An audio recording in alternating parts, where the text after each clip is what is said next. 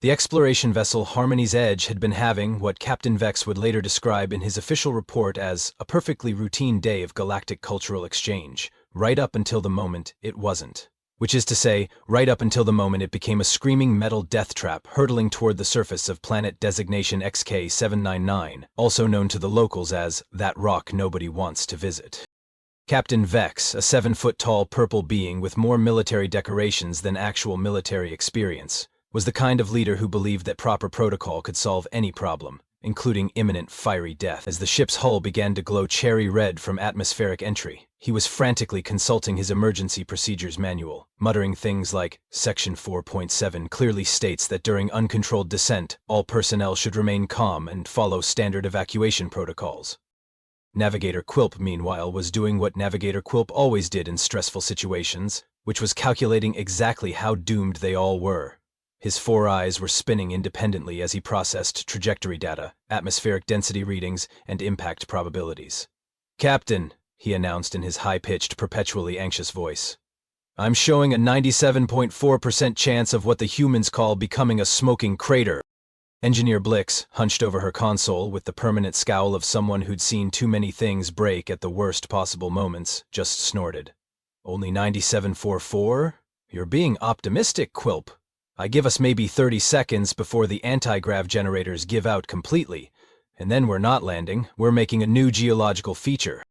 In the back of the bridge, seemingly unconcerned by the general atmosphere of impending doom, sat Jake Murphy, Earth's contribution to this particular diplomatic mission. Jake was what the Galactic Council politely called a cultural liaison, which was a fancy way of saying they needed someone to explain why humans did the weird things they did. What they didn't know was that before Jake had become a space diplomat, he'd spent 15 years teaching survival skills to corporate executives who thought roughing it meant staying in a hotel without room service. Jake was currently strapped into his crash seat, eyes closed, not in panic, but in the kind of focused concentration that comes from having survived situations that would make most people's hair turn white. While the aliens around him were consulting manuals and calculating probabilities, Jake was doing something far more practical. He was listening to the sound the ship made as it fell, feeling the vibrations through the hull, and planning for what came after the crash. Because while Captain Vex was worried about proper procedure, and Quilp was calculating their doom, and Blix was predicting system failures, Jake Murphy was operating on a simple principle that had kept him alive through flash floods, blizzards, and that one memorable incident with the angry grizzly bear in Montana. When bad things happen, you don't waste time talking about how bad they are. You figure out what comes next. The ship hit the ground with all the grace of a dropped piano, and what came next was about to get very interesting indeed. When the ringing in everyone's ears finally stopped and the emergency lights flickered on, Captain Vex immediately began what he considered to be proper crisis management, which is to say, he started making lists. "Attention crew," he announced, his voice carrying that special blend of authority and barely contained panic that only comes from years of command training and zero actual emergency experience. "I need a full damage assessment. Navigator Quilp, what's our communication status?"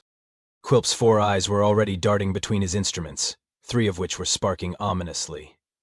"Communication array is completely offline, Captain. The emergency beacon appears to be what Engineer Blix would technically classify as completely fragged." "Fragged is putting it nicely," Blix muttered, pulling herself out from under a console that was leaking some kind of fluorescent purple fluid. "The beacon didn't just break, it achieved a new state of not existing. We're about as likely to get a rescue signal out as we are to spontaneously develop the ability to fly." Captain Vex consulted his emergency manual, flipping through pages with the desperate intensity of someone who truly believed that somewhere in those regulations was a solution to their current predicament. "According to Section 12.9, in the event of communication failure, we should establish a secure perimeter and wait for rescue protocols to activate." "And how long do rescue protocols typically take?" Jake asked, speaking for the first time since the crash. He was already out of his crash seat, moving around the bridge with the casual confidence of someone assessing a situation rather than panicking about it. Quilp's eyes spun as he accessed his databases.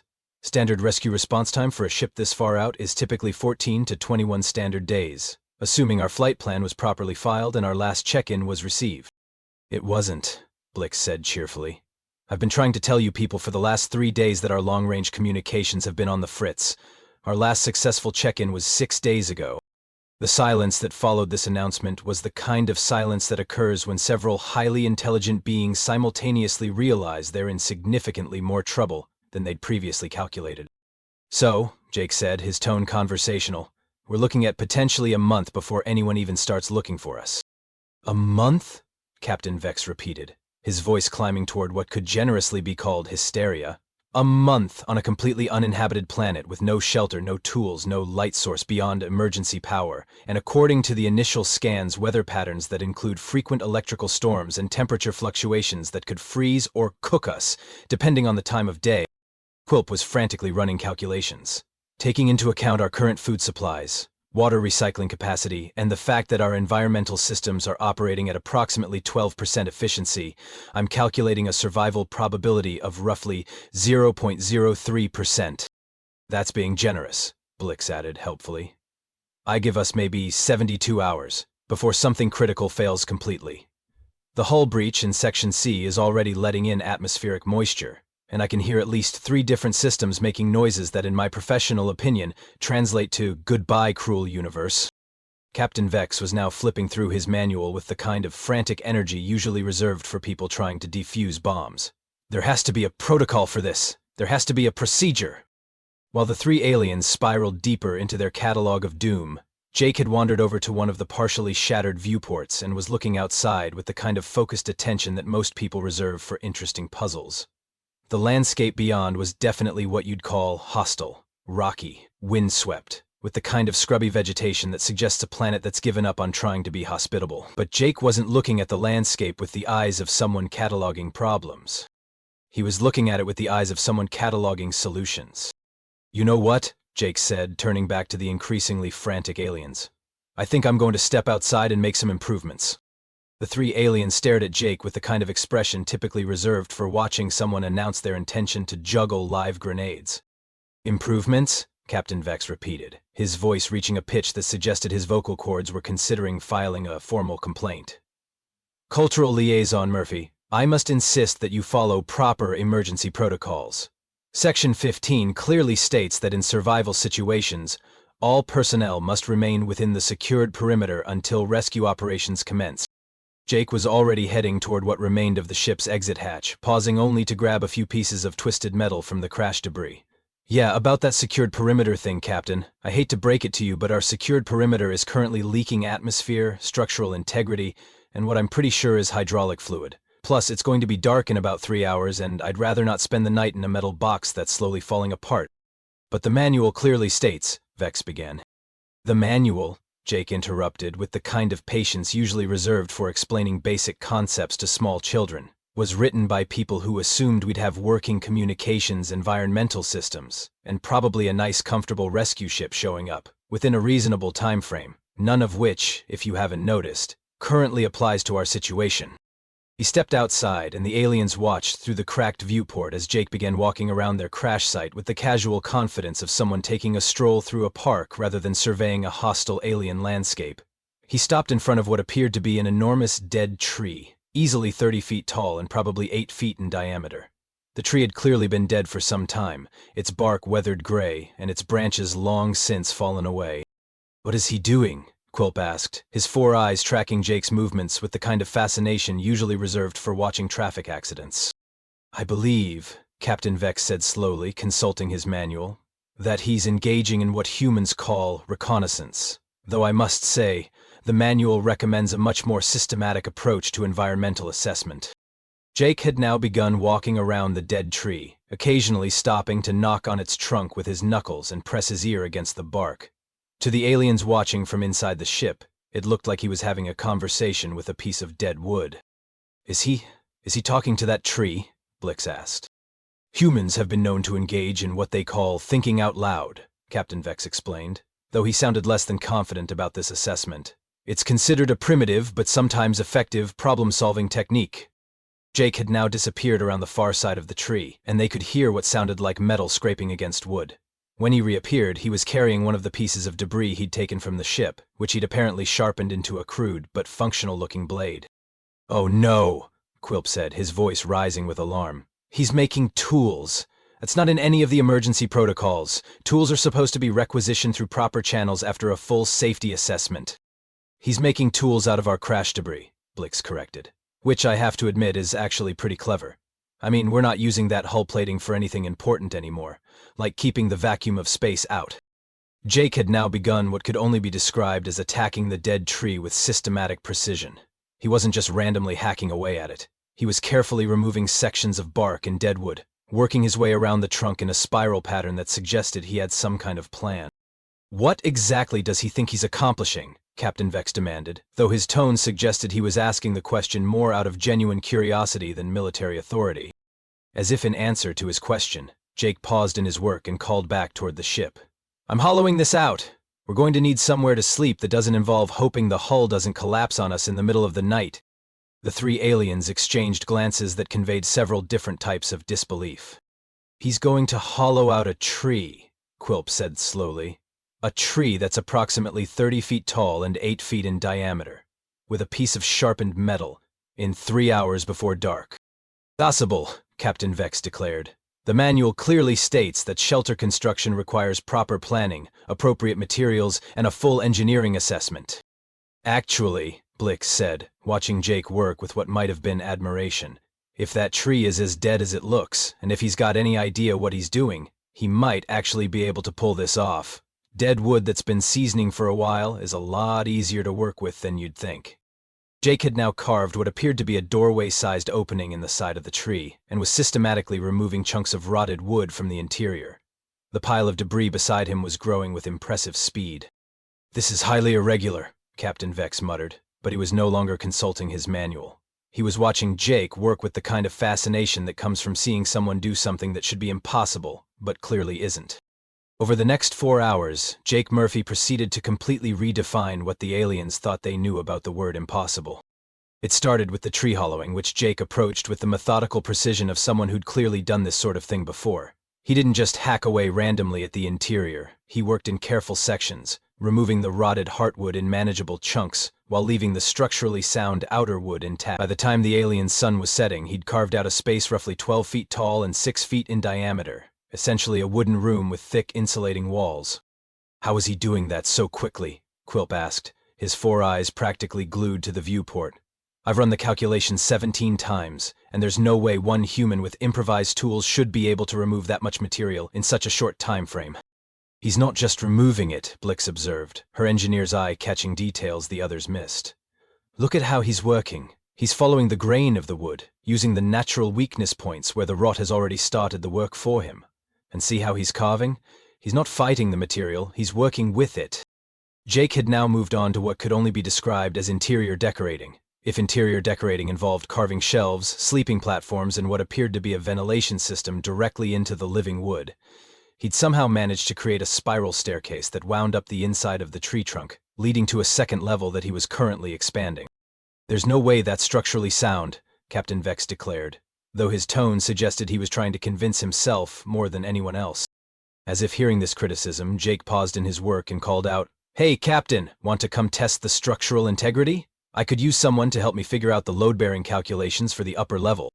The three aliens exchanged glances. Captain Vex's military training was warring with his survival instincts, and surprisingly, survival was winning.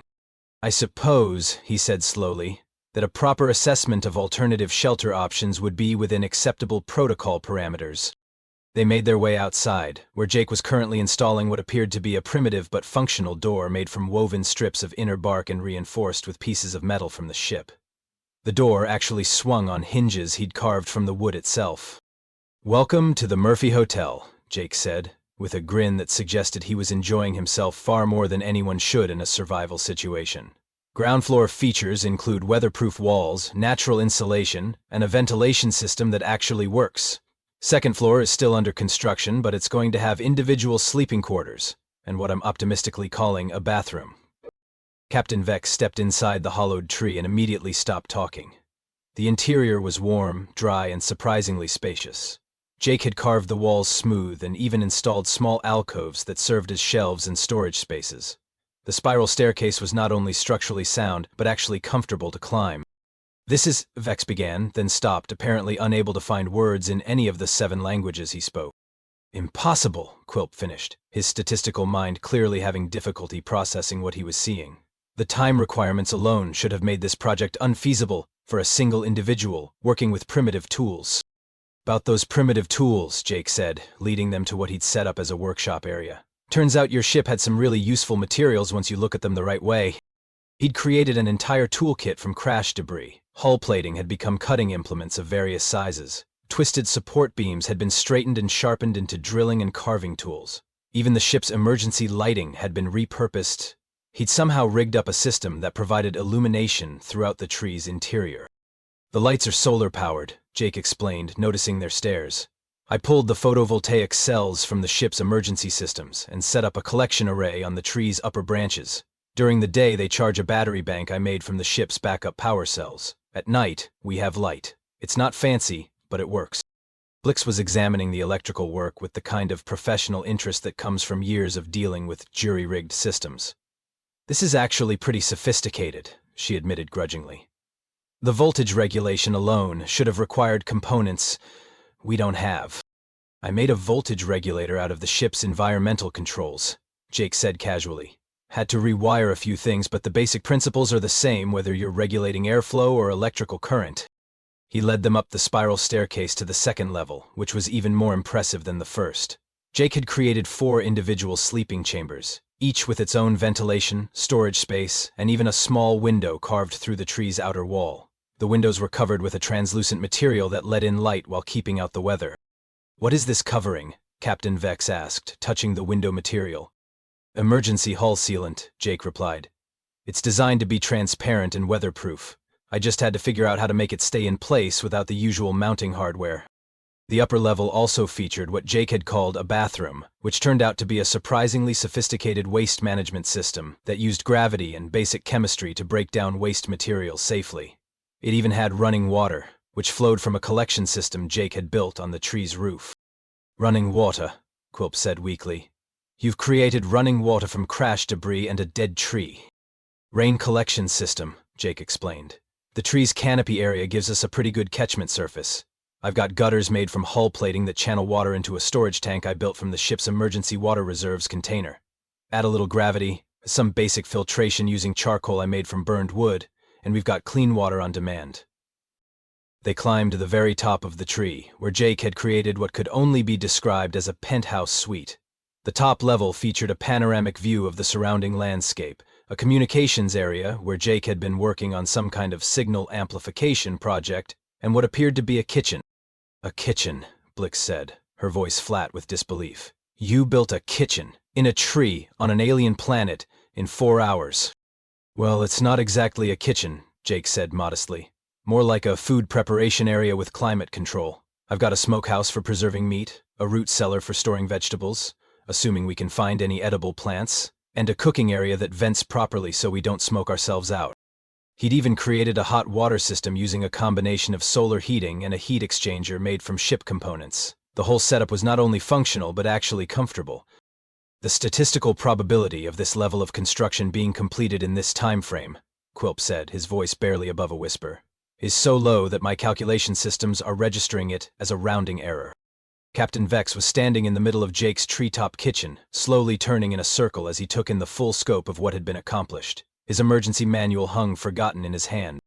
"Murphy," he said finally, "this is completely outside of any established protocol." Jake grinned. "Yeah, I know. Pretty cool, right?"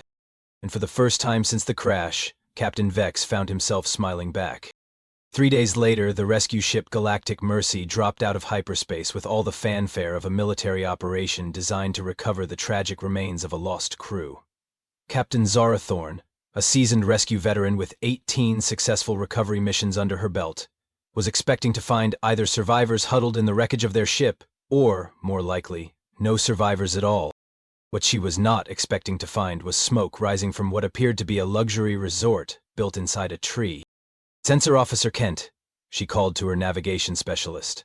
"Are you sure these are the coordinates for the Harmony's Edge crash site?"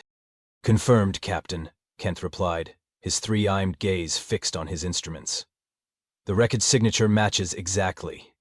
But I'm also reading what appears to be a sophisticated power grid, water management system, and what my sensors are classifying as a 5-star accommodation complex. Captain Thorne activated the ship's communications system. Crashed vessel Harmony's Edge, this is Galactic Mercy responding to your emergency beacon. Please respond with status report. The response came not from the crashed ship, but from somewhere in the vicinity of the tree, and it was distinctly cheerful. Hey there, Galactic Mercy. This is Jake Murphy with the Harmony's Edge survivors. We're doing great, thanks for asking. You guys want to come down for lunch? I've got a really nice fish stew going, and I think I've finally got the seasoning right.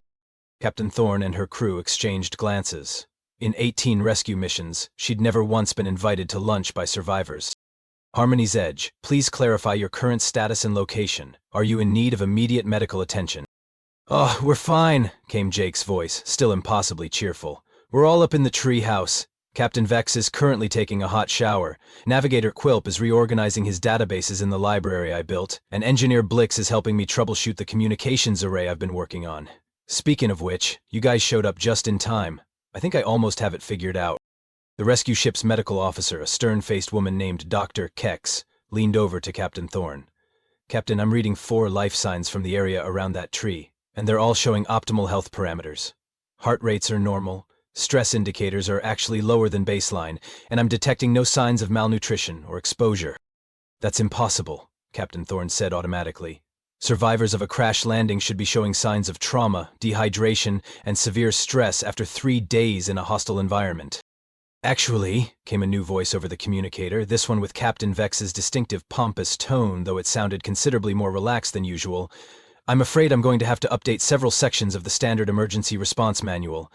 It appears that our previous protocols may have been somewhat inadequate. The rescue team materialized on the planet's surface in full emergency gear, medical kits at the ready, expecting to find survivors in various states of collapse. Instead, they found Captain Vex approaching them with what appeared to be a fruity drink in his hand, wearing what looked like a bathrobe made from woven plant fibers.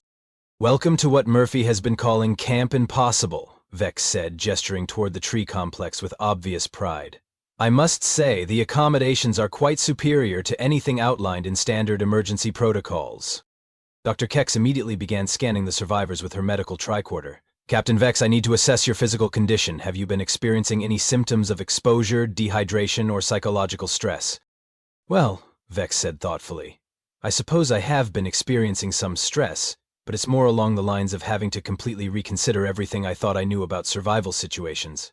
Also, I've been worried about having to leave. Murphy built me a private study with a working desk and proper lighting. It's the first time I've been able to organize my reports without interruption in 3 years.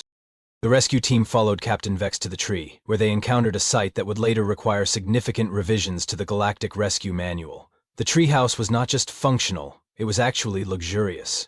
Jake had continued his improvements over the past 3 days, adding what appeared to be a landscaped garden area, a workshop that was better equipped than most ships' engineering bays, and what could only be described as a spa facility.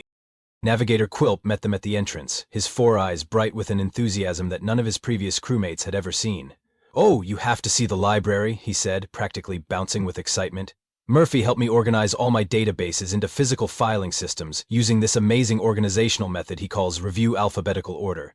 It's so much more efficient than our standard 17-dimensional classification system. Inside the tree, the rescue team found Engineer Blix in what appeared to be a fully functional workshop, surrounded by tools and equipment that had clearly been crafted from the original ship's remains. She was working on what looked like a communication device that was significantly more sophisticated than anything in the rescue ship's inventory. Hey, she called out to the rescue team. You guys want to see something really cool? Murphy and I have been working on this communication array that uses the planet's natural electromagnetic field to amplify signals. We've actually been picking up transmissions from ships 3 sectors away. Dr. Kex was running continuous scans on all the survivors, her medical equipment producing readings that contradicted everything she'd learned about survival psychology. I don't understand these readings, she muttered. You should all be showing signs of severe trauma, but your stress hormone levels are actually lower than normal, and your general health indicators are better than they were before the crash. That's probably the food, Jake said, emerging from what appeared to be a kitchen area, carrying a tray of what looked like gourmet appetizers. Turns out, this planet has some really interesting native plants. I've been experimenting with local cuisine. The purple berries have this amazing sweet tart flavor, and the root vegetables are actually pretty nutritious, once you figure out how to prepare them properly. He offered the tray to the rescue team, who stared at it with the kind of suspicion usually reserved for unexploded ordnance. "You've been eating native vegetation?" Dr. Kex asked, her voice climbing toward hysteria. "Without proper analysis? Without toxicology reports? Without even basic nutritional assessment?" "Well, I did do a basic toxicology assessment," Jake said reasonably. "I tested small amounts on myself first, waited to see if I had any adverse reactions, then gradually increased the quantity. It's called the universal edibility test. Works pretty well if you know what you're doing." "He's been cooking for us," Captain Vex added, his tone suggesting this was the most wonderful thing that had ever happened to him. 3 meals a day, plus what he calls snacks. "I've never eaten so well in my life." The rescue team spent the next hour touring Jake's creation, their amazement growing with each new discovery. Jake had built a water filtration system that produced cleaner water than most space stations. He created a waste management system that was more efficient than anything in the Galactic Council's environmental handbook. He'd even constructed what appeared to be a primitive but functional communications relay that was somehow managing to maintain contact with passing ships. "The most remarkable thing," Captain Thorne said to her crew as they completed their inspection, "is that they don't want to be rescued." This was, in fact, accurate. When she'd officially offered to transport the survivors back to the nearest space station, Captain Vex had politely asked if they could have a few more days to complete their research into alternative survival methodologies. Navigator Quilp had requested permission to finish cataloging the local flora and fauna using Murphy's classification system. Engineer Blix had wanted to complete the communication array project, and maybe work on that solar power grid expansion.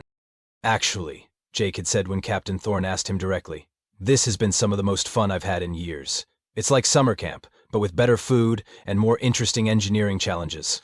"Fun," Dr. Kex repeated weakly. "You've been having fun. In a survival situation, on a hostile alien planet." "Well," Jake said thoughtfully, "I guess it depends on your definition of hostile. The weather's been pretty mild, the local wildlife seems to be mostly harmless, and the scenery is actually quite nice once you get used to it. Plus, it's been great having a chance to work on some projects without having to worry about regulations or building codes." Captain Thorne looked around at Jake's impossible creation, then at her crew, then at the survivors who were clearly reluctant to leave their improvised paradise. In 18 rescue missions, she'd never encountered anything remotely like this situation. "So," she said finally, "when you say you want a few more days, exactly how many more days are we talking about?" Jake grinned. "Well, I've been working on this idea for a hot tub." 2 weeks later, aboard the luxury passenger liner Serenity's Dream, 4 beings sat in the ship's observation lounge, each processing their recent experience in their own unique way. Captain Vex had finally returned to his emergency procedures manual, but not for the reasons anyone might have expected. Instead of consulting it, he was systematically rewriting it, muttering things like, "Section 4.7 is completely inadequate for real-world applications," and "The entire shelter construction protocol needs to be replaced with something Murphy calls common sense." He'd already filled 3 notebooks with what he was calling practical amendments to standard emergency procedures, and had submitted a formal request to the Galactic Council to have Jake Murphy designated as a consulting expert on human survival methodologies. "I still can't believe we actually left," he said, not looking up from his writing. "That hot tub was absolutely remarkable. The temperature regulation system alone should have required components we didn't have access to." Navigator Quilp was surrounded by data tablets, but instead of his usual statistical analyses, he was working on what appeared to be a comprehensive guide to something he was calling the Murphy method of survival probability calculation. His 4 eyes were spinning with an enthusiasm that his previous crewmates had never seen. "I've been running the numbers," he announced to the group, "and I think I've figured out where my original calculations went wrong. I was computing survival probability based on available resources and standard protocols. But I wasn't factoring in what Murphy calls human adaptability coefficient. When you include that variable, the survival probability jumps from 0.03% to approximately 94.7%. That's assuming you have a human," Blix pointed out from her position near the observation windows. She'd been staring out at the stars with the kind of expression that suggested she was seeing them differently than she had before. "What happens when you run the same calculation without the human variable?" Quilp's eyes spun as he processed this question. "Without the human adaptability coefficient, the survival probability remains at 0.03%, which means that for the past 3 days we were statistically dead." "But we weren't dead," Captain Vex said, looking up from his manual revision. We were living better than we do on most space stations. Murphy built us a civilization out of a dead tree and some crash debris. Engineer Blix turned away from the windows. That's what I keep thinking about. We had everything we needed to survive, but we didn't know how to use it. Murphy looked at the same pile of wreckage and saw building materials, tools, and resources. We looked at it and saw problems. She paused, then added with something that might have been admiration. He wasn't just surviving, he was enjoying himself. The whole time we were calculating how doomed we were, he was figuring out how to make our situation better. Jake Murphy, meanwhile, was in his quarters working on what appeared to be a technical manual of his own, though his approach was considerably less formal than Captain Vex's. He was documenting what he called basic survival techniques for space travelers, complete with diagrams and step-by-step instructions for everything from water purification to shelter construction to what he termed emergency cuisine preparation. The thing is, he'd explained to the ship's captain when asked about his writing project, most species seem to approach survival situations like they're problems to be solved through proper procedure. But survival isn't about following rules. It's about adapting to circumstances and making the best of whatever situation you find yourself in. The ship's captain, an experienced space traveler named Commander Olex, had been fascinated by Jake's account of their experience. So you're saying that most species' survival training is inadequate? Not inadequate, Jake had corrected. Just incomplete. Everyone focuses on what to do when you have the right equipment and resources. But real survival situations are about what to do when you don't have what you need and have to make do with what you've got. He'd gone on to explain his philosophy of survival, which could be summarized as everything is a resource if you know how to use it. Dead trees become shelter, crash debris becomes tools, local plants become food. The key wasn't having the right equipment, it was having the right mindset. Most people look at a survival situation and see everything they don't have, Jake had said. I look at the same situation and see everything I do have. It's just a matter of perspective. This conversation had taken place 3 days into their journey back to civilization, and it had been overheard by several other passengers, including a delegation of Galactic Council representatives who were traveling to a conference on emergency preparedness. By the time they reached their destination, Jake Murphy had somehow become the unofficial consultant on survival methodology for half the ship's passenger manifest. Back in the observation lounge, the 4 survivors were comparing notes on their experience, each drawing different conclusions from their shared adventure. I think, said Captain Vex, that we may have been approaching the entire concept of emergency preparedness incorrectly. Our protocols are based on the assumption that survival is about minimizing risk and maintaining established procedures until rescue arrives. But Murphy's approach was about maximizing opportunity and adapting procedures to fit the situation. He turned our crash into a vacation, Quilp added, still somewhat amazed by this concept. My stress levels were actually lower during those 3 days than they'd been in months, and according to my calculations, we were in a situation that should have been terrifying. It was terrifying, Blix corrected, right up until Murphy started building things. Then it became interesting. And then it became fun. She paused, then added, I never thought I'd say this, but I'm actually looking forward to our next emergency. I want to see what he does with a different set of problems.